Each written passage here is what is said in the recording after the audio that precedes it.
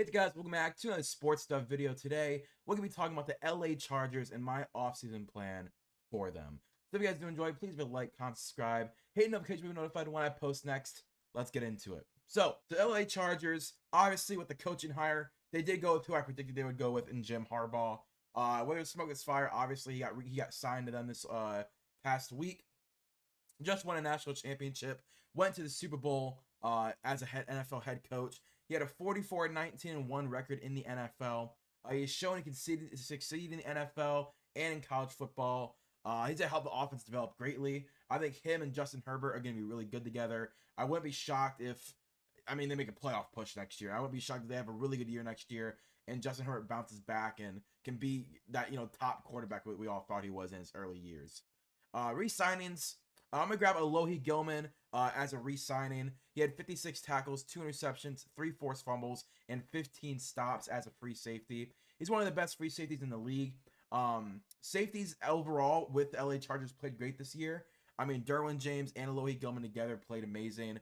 He can be a building block with Derwin James. As I said, he's only about 25, 26 years old. His defense is continually to develop. And with what I'm going to do with his defense in free agency, I really want to see what Alohi Gilman can do for the future. So I gave him a 4-year, $71.5 million contract with $46 million guaranteed. That is 64% of it guaranteed. It is top of the line money, but on this defense, it's gonna hurt not to have that top of the line guy being the foundational building block that you have. You drafted him late in the draft. He's hit absolutely blown out of the water what the predictions were for his draft stock, and I think that he's definitely worth someone to re-sign. Next up, we have Cameron Dicker. He was 31 for 33 from field goals, 7 of 9 from 50 plus, meaning he was 31 of 31 from within 50 yards, which is amazing. And he was 35 for 35 with point after attempts. This dude played great. He was like I said, he was a perfect kicker from within 50 yards. He had 7 of 9 from 50 plus, still pretty good. He's an ERFA, so he's only $1 million. That's a restricted free agent. Really cool that he's only $1 million for a really good kicker, and he has a great name. Absolutely great name.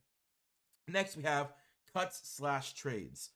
So I'm going to bite the bullet. I'm going to say I'm trading a lot of veterans from this team. I just don't see them as impactful players anymore. Or if they are impactful, I want to trade them at their high value. So, for example, Joey Bosa, he's been injured multiple times in the last couple of seasons. Multiple season-ending injuries. This year, had 6.5 sacks, 12 tackles, a forced fumble, and 18 stops. Injuries have hampered him, as I said, in the last couple of years. He had 6.5 sacks in 8 games, so he's still really good. But you just can't keep him on the field. You can save $22 million from trading him, and I think you can get a really solid return for Joey Bosa. A trade that I mocked together was the Chargers receive a 2024 third, a 2024 fifth, and a future first-round pick. And Seattle receives Joey Bosa and a 2024 seventh. So you move up 2 rounds this year's draft. You get a future first, a third, and a fifth this year. I think for Joey Bosa, again, when healthy, he's one of the best pass rushers in the league. I think he's just really good. The issue is his health. And maybe with a different training staff, different training regimen, he can get his body ready. But I think his time in LA has come to a close. Again, $22 million, that's a lot of money you can save trading someone. And if I can get a future first-round pick and a third-round pick and get $22 million in cap space, I'm doing that 10 out of 10 times every day of the week. Next up, we have Khalil Mack. This year had probably his best year of his career. 18 sacks, 41 tackles, 6 forced fumbles, and 52 stops. Like I said, again, had by far the best year of his career. He is a $40 million cap hit on the cap this season. That is a lot for a pass rusher at the age of 35 years old. You can get significant compensation back for Khalil Mack. You just traded for him for basically a flyer and immediately pays dividends. So he still has that power with him. He still has the strength, still has the power, the finesse, and most importantly, the athletic ability at his age. And he can save $23 million from trading him. So I'm going to trade him to the LA Rams. I think the LA Rams are a great, perfect team that I think would trade for a Khalil Mack type of player. And what I did was 2 seconds and a 4th-round pick. The reason that you get more from Joey Bosa as a 1st-round pick, he is about 4 or 5 years younger, maybe even 6 years younger, and on contract for a longer time. Khalil Mack has 1 more year in his deal. And again, you're not going to get a 1st-round pick, but if I can get 2 second-round picks and a future 4th as well, it's definitely something that I would consider. And the Rams get Khalil Mack build on top of that defense. You know, you got a lot of really young prospects on that defense. The issue is that they're all young, right? Like their pass rushers are not really helping. Aaron Donald is now old as well. I think Khalil Mack is the perfect boost of energy, just like Von Miller, just like Leonard Floyd was. Is get that premier pass rusher, no matter how old they are, who just proved he's still one of the best pass rushers in the league when he has help. And I really do think that if you're the LA Rams, you can just call up your neighbors like, hey, we'll take him off your hands. You have 2 second-round picks. I think the Chargers will also take that in a heartbeat 10 out of 10 times. Next, I have Keenan Allen. This one's a little less likely, but I think it is still possible. This year had 108 receptions, 1,200 yards, and 7 touchdowns. He was being fed earlier in the season. His production really tampered off, and once he made the swap, the Easton Stick basically was non-existent, just because who would be existent with Easton Stick at quarterback? He's just not a #1 receiver anymore. You know, I think he can be that big body slot guy, but he just can't keep up the #1 grinds for an entire NFL season, and that's okay. That's a-okay. He's still one of the best receivers in the league. Contenders would love to have him. I think the Kansas City Chiefs would obviously love to have him, but you're not going to trade him to an in-division rival. On the NFC side, maybe the 49ers would like to have him. Maybe why would I say the Buffalo Bills? Why would I say the Buffalo Bills? Maybe the Eagles would like to have him. The Cowboys. But I think a team that does make the trade for him in the NFC is going to be the Atlanta Falcons. You're going to save $23 million trading him. So the Chargers receive a 2024 third and a 2024 fifth. So sadly not a first or a second. It's just a third and a fifth. And Atlanta Falcons receive Keenan Allen. Now for the Chargers, again, $23 million more in cap relief. You've opened up $60 million in cap space in 3 trades so far. And you've gotten a plethora of draft picks. With Keenan Allen going to the Atlanta Falcons, you get that Drake London and Keenan Allen duo that I think would be really lethal. Obviously, Bijan Robinson, Kyle Pitts as well. Whatever offensive coordinator Raheem Morris goes to with, which I believe is actually Zach Robinson. I like to see what Zach Robinson can do with Keenan Allen and Drake London. And again, adding more firepower to whatever quarterback they trade for, whatever quarterback they get in the draw, whatever they decide to do at quarterback. Grabbing Keenan Allen, become your quarterback's best friends, and him and Drake London can be that 1-2 punch that a lot of teams are looking for. And I think Keenan Allen would actually be that wide receiver #2, playing wide receiver #1. You know, like he's gonna be in the #1 spot, but he's gonna get #2 looks. I think again, the Falcons I think would obviously love to have Keenan Allen. And I think the Chargers would be okay moving on from him at this point in his career, because you just gotta move on from him. You got to. Again, I could see them keeping him, but I would move on. This is what I would do as my offseason plan, right? Next, we have Mike Williams. He had 19 receptions for 250 yards and a touchdown. He was primed for an amazing season pre-injury. I believe he had it was 8 receptions and 11 receptions, and both of them was like 120, 108 yards a game. Again, had an amazing first 2 games of the year. Then sadly tore his ACL. And now this year will actually be coming off that torn ACL. He's not gonna get a lot due to injury. You know, he's already had a lot of different injuries that have hampered him in his career. And then you get a torn ACL at age 29. We've already had a payday. That's a tough pill to swallow. You save $20 million from cutting or trading him. No matter what, it is $20 million. So you're gonna have to eat most of the money, more than likely, to get him off your roster. And I think a team that would absolutely love a Mike Williams is the Cleveland Browns. The Cleveland Browns traded 2024 fifth and a 2025 sixth, and you get, and the Browns get Mike Williams and a 2025 seventh. So next year you move up 1 round and you get a 5th round pick this year. You know, maybe the Browns take $10 million of that cap hit, and then you guys spread it. You know, you guys say, hey, right down the middle, we'll eat half of it, you eat half of it. We'll give you a 5th, a 6th, and give us a 7th round next year, and Mike Williams. And I think that not only will the Browns do that, I think the Chargers would do that as well. I wouldn't be surprised if right now they're considering, hey, let's just like call every team in the league. Let's get him. Let's make this a salary dump where we can save $10 million on the cap from trading him and splitting the money, or we just cut him and save $20 million overall. What do we do? Might as well get a draft pick back and move up in next year's draft. Just like the Amari Cooper deal, I think this makes a lot of sense. Next, we have Eric Kendricks. So last year, had 82 tackles, a forced fumble, and 39 stops. He's an old linebacker. Old linebackers are not really great, but he's an exception.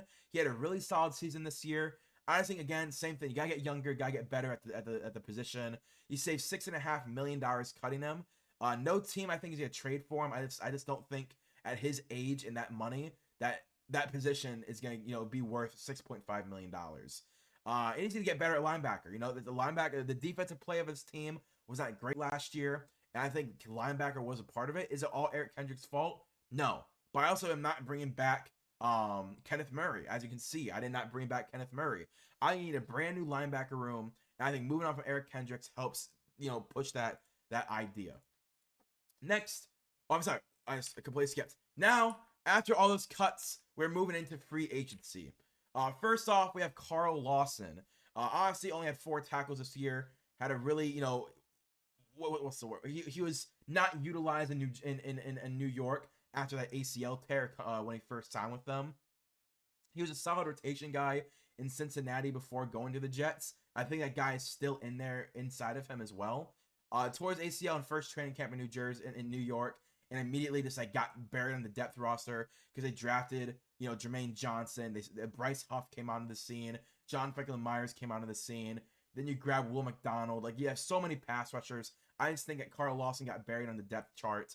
You can get a dirt cheap contract for him as well. I think he still has a lot to prove in the league. I think he can still play up to a really good contract and get a big contract next offseason with another team. But you can get that season of 13, 14 sacks from him this year. And I think he'll replace Bosa or Mack. If you don't want to trade both of them, if you trade both of them, no matter what, I think Carl Lawson can come in and play that same role as them.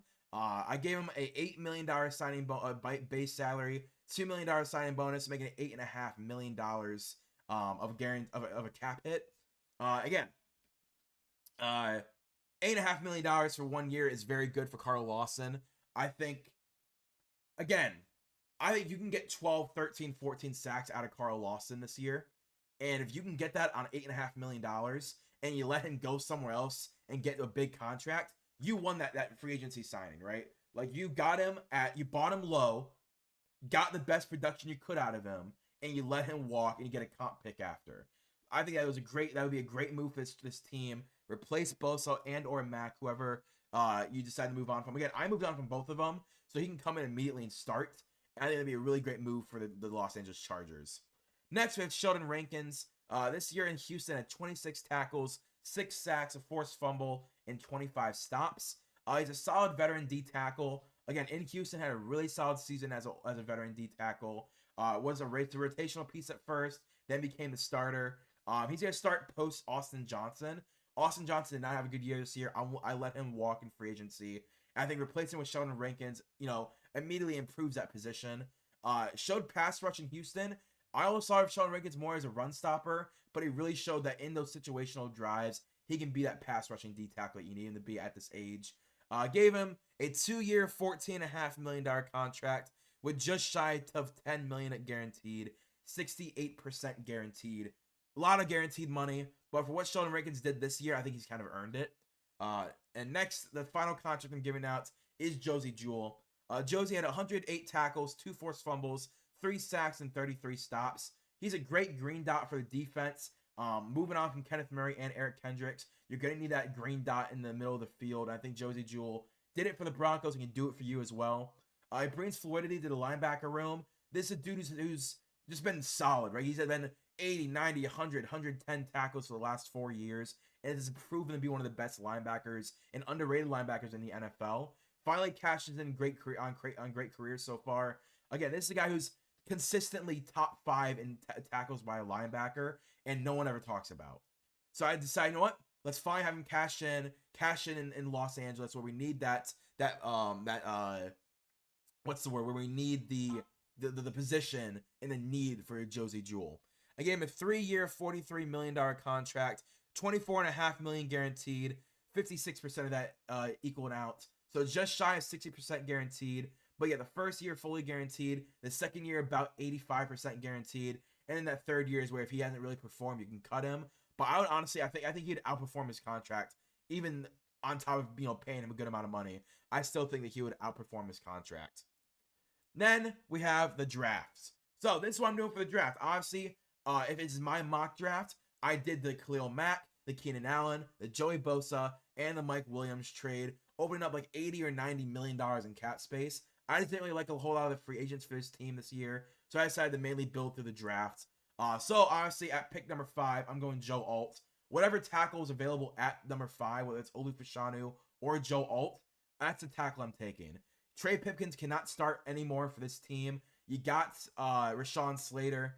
Awesome. Good job. You got Zion Johnson. Awesome. Good job. You got Corey Linsley. Cool. He's old, but we can manage. I just don't think the Chargers would let Joe Alt or Olu Fashanu slip past them, especially knowing that Justin Herbert just got injured because he was getting tackled he was getting sacked so much. I want to protect Justin Herbert. I want to protect my massive investment at quarterback. I'll bring in Joe Alt. Then at pick 37, I'm grabbing Tez Walker out of UNC. He, in my opinion, has the upside of being a wide receiver 1 in the NFL. I know a lot of guys are saying that now, but Tez Walker, watching his film, he's got the route running, he's got the body control, he's got the ball vision in the air. He just has like everything that you want in a wide receiver 1, except for the hype, right? I just really do think that Tez Walker could develop into a wide receiver 1. Maybe him and Quentin Johnson can really develop together, but I'm drafting him because I know what he can be, and I think at worst he is your wide receiver 2 and Quentin Johnson's your wide receiver 1. But I genuinely think Tez Walker throughout training camp could become the wide receiver 1 for his team. Then obviously in that trade for with Khalil Mack, you get pick 51 this year. I'm grabbing Mekhi Wingo, the 3rd best D tackle in this class. He's just great. Like, he plays all over the defensive line, mainly A and B gap. He's had some outside pass rushing snaps as well. But he's a great run stopper, great pass rusher. Wouldn't be shocked if he goes higher than 51. He's probably a top 40 prospect, top 35. So him slipping to 51, great steal. Then towards the middle of the 3rd round, grabbing Christian Haynes out of Connecticut. I think he's one of the best guards in this class as well. So you've stacked 4, in my opinion, of the top 3 position guys in the draft throughout the first 3 rounds. Joe Alt, tackle number 2. Tez Walker, I think, has the upside to be wide receiver number 3 over Rome Odunze. Mekhi Wingo is defensive interior number 3, and Christian Haynes is guard number 1. So you grab all 4 of those guys in the first 4 picks of the draft. You hit it out of the park. Absolutely hit it out of the park. Then 5 picks later with the Keenan Allen trade, you bring in Blake Corum, one of the best running backs in the college football. True game changer, has game changing speed, game changing what's it called? Break tackle. Like, this dude just doesn't hit the ground. I wouldn't be shocked if I rewatched that national championship game. He had no green on his jersey, and that just means he just didn't get tackled. He breaks tackles, he finds the gap, great bursts off the line, great speed. I just think, moving on from Austin Eckler is needed. You have Isaiah Spiller, maybe you bring back Justin Kelly, but I think Blake Corum can be that running back number 1 for you in the 3rd round. And again, Michigan, he gets his running back, right? Then with that Joey Bosa trade at pick 81, I grabbed Tyke Smith. Last year had 4 interceptions. He's great in coverage. He can improve as a run defender. But out of Georgia, Tyke Smith is just a really good safety for where you're drafting him at. I don't think he'd start, obviously, over Alohi Gilman or Derwin James. But he can be that sneaky 3rd safety role where maybe he plays some slot corner as well. But I think he's mainly that 3rd safety in pass sets that can really cover 1 through 3 at the wide receiver core. Then in the 4th round at 105, I grabbed Darius Robinson from Missouri. He had 12 sacks, 36 hurries, a 16% pass rush win rate, which is really good, especially out of Missouri. I think, again, you grab Carl Lawson. I think Darius Robinson has the upside to start year 1. I wouldn't predict it, but I think he has, if he went into training camp and in OTAs, and I heard reports that Darius Robinson is destroying the offensive line of the 2nd team of the Chargers, I'm like, yeah, that makes sense. He has great speed, pretty good power. He uses his mobility way better than I think a lot of pass rushers do at his size. I can see why he would be dominating, tackle number 2, number 3 for the Los Angeles Chargers, to where he can earn himself a starting role. Then Odafon Olufoshio, I know I butchered that name, but I'm pretty sure it's Edofon Olufoshio out of Washington. I believe that's how you pronounce his name. Olufoshio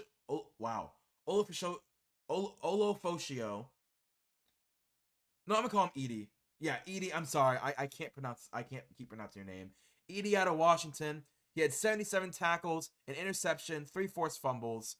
Pretty good in coverage. I mean, for a 5th-round linebacker, he's a pretty good guy in coverage. He can get better at run defending, as I've been saying throughout this entire draft. I think that, I got a lot of guys that I think have really good pass coverage and can get better at run defending.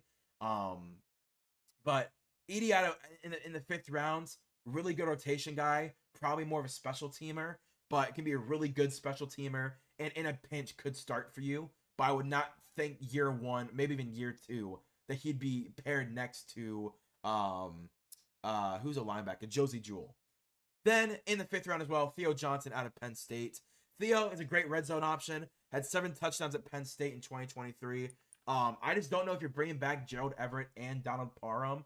If I'm them, I'm bringing back Gerald Everett and Donald Parham. But let's say you let Parham walk. He's a 6'8" tight end who had a lot of red zone targets. I think that Theo Johnson can take over that role for Justin Herbert and be more of a red zone target for him. Then Willie Roberts in the 6th rounds. Willie Roberts had 18 forced incompletions. That was 2nd in college football. He could fill in that slot, or again, more just a depth guy. Maybe he can be a gunner on special teams and knock the ball out of the returner's hands. Like, maybe that's just what his role is going to be. But I think Willie Roberts does have a chance to start on this team at slot. Slot is one of those positions, man. You're seeing it drop more and more every year. Like, for example, Keitrell Clark last year was one of the best slot corners in the draft. Went in the 6th round. And he started for them towards the end of the year. I think Willie Roberts could be the exact same thing. He doesn't start out in the beginning of the year starting for them, but it's throughout the season go, you know what? Let's give him a shot. Oh, wow. Okay, that was really good from him. Oh, wow. He's showing a lot of flashes. I think you can see that from Willie Roberts. Then at 205, I grab Isaiah Williams out of Illinois. Isaiah Williams, he's a screen gadget guy. I mean, you're in a division with Kansas City Chiefs and in a state with the San Francisco 49ers. Like, I think that a lot of these West Coast teams like to have that gadget screen guy. And he had 82 receptions, 1,000 yards, and 5 touchdowns. That's exactly what the role I think he would play, is that slots gadget guy. I think he's more of like Elijah Moore, right? Elijah Moore, the Browns tried using like a Deebo Samuel, but it just wasn't the best way to use him. I think Isaiah Williams is better as that slot receiver. You know, you grab Tez Walker, you have Quentin Johnston, you got Josh Palmer, and then you grab Isaiah Williams out of Illinois. I think that could be a really solid wide receiver core. All of them play different roles on the team. Isaiah Williams, a slot guy. Quentin Johnston, the big body. Tez Walker, the wide receiver 1. And Josh Palmer, the deep threat. I just think all 4 of those guys playing together would be really nice, especially because he's a 6th-round pick. Then, here's a Mike Williams trade. We trade up into the 5th round this year and a 6th round next year. And I grabbed J.C. Davis. Oh, no, 205 was Isaiah Williams. Sorry. Then, in the 7th round, your last pick, I grabbed J.C. Davis out of New Mexico. He didn't have a bad game all season. For a 7th-round pick, that's impressive. He's a backup left tackle in the 7th round. 6'5", 307. Not much more you can ask for. A swing tackle, a backup tackle in the 7th round is something you always like to see. Pretty good size. Again, was average all year. Didn't really break the box score, but also didn't let up a bad game either. Just a solid guy to have on your roster. But yeah, that's my draft. To get your franchise tackle, a franchise wide receiver, a franchise D tackle, a really good guard in Christian Haynes, a potential franchise running back in Blake Corum, a really good third safety, a potential starting edge rusher in the 4th round, a solid a solid special teamer backup in E.D. Olufosio from Washington, Theo Johnson, a Donald Parham replacement maybe, Willie Roberts, a potential upside starting slot corner later in the season, Isaiah Williams, a rotation wide receiver, more of a, again, that gadget slot guy, and J.C. Davis, a backup tackle that just can be a solid part of the rotation. But yeah, if you guys did enjoy it, please do like, comment, subscribe, hit the notification to be notified when I post next. That's my Chargers rebuild. You got your head coach, right? You got the head coach. Now let's fill in all the other holes. You got your quarterback, you got the head coach. Let's trade all these guys. Let's sign new guys. Let's draft new guys and get this rebuild underway. As I said, if you did enjoy, like, comment, subscribe. Multiple other videos are coming out, not just these off-season plans. I have my NFL honors list coming out. I have a recap of the entire season, and I also have another mock draft coming out after the Super Bowl. Lots of content coming out. I'll see you guys later. Peace and bye.